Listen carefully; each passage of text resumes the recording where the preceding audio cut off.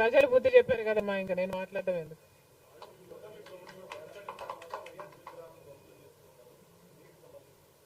ఇది చాలా దారుణం, ఇది చాలా దారుణం. కేవలం ఒక పార్టీ ఓడిపోయింది కాబట్టి రాజశేఖర్ రెడ్డి గారి విగ్రహాలని ధ్వంసం చేయడం అన్నది చాలా దారుణం. రాజశేఖర్ రెడ్డి గారు ఒక మహానాయకుడు, ఆంధ్ర రాష్ట్ర ప్రజలకు నమ్మకంగా సేవ చేసిన నాయకుడు. సేవ చేస్తూనే ప్రజల మధ్యలో నేను ఇంకా ఎంతో చేయాలి, సాధించాలి అని రచ్చబండకని బయలుదేరి వెళ్లి చనిపోయిన నాయకుడు రాజశేఖర్ రెడ్డి గారు. రాజశేఖర్ రెడ్డి గారు లాంటి మహానాయకుడు చనిపోతే దాదాపు 7,000 మంది ప్రజలు ఆ బాధ తట్టుకోలేక, నిజాన్ని జీర్ణించుకోలేక ఆయన వెనకాలే చనిపోయారు. అంత గొప్ప నాయకుడు రాజశేఖర్ రెడ్డి గారు. ఒకసారి ఏం చేస్తున్నాము అని ఇలాంటి వాళ్ళు ఆలోచన చేసుకోవాలి.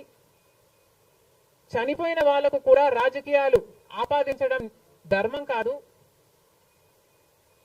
చనిపోయిన వాళ్లకు కూడా గెలుపు ఓటములు ఆపాదించడం న్యాయం కాదు.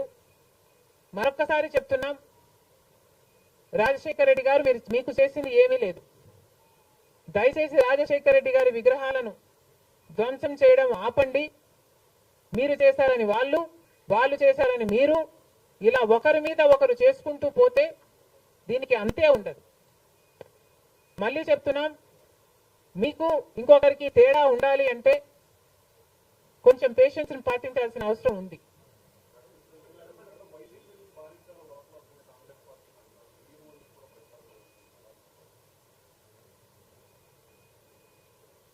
ఈవెన్చువలీ పిల్ల కాలువలన్నీ సముద్రంలో కలవాల్సిందే.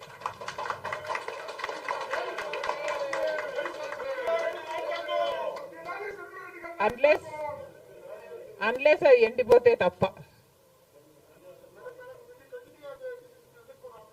Yes, definitely.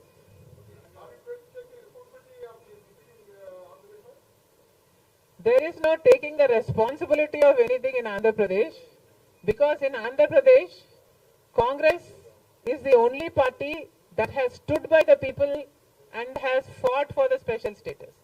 On the one hand, Mr. Chandrababu Naidu, who was Chief Minister for 5 years, neglected special status. And then Mr. Jagan Mohan Reddy became the Chief Minister and continued neglecting the special status. Congress party was the only party fighting for special status and for all the rights of the AP Reorganization Act.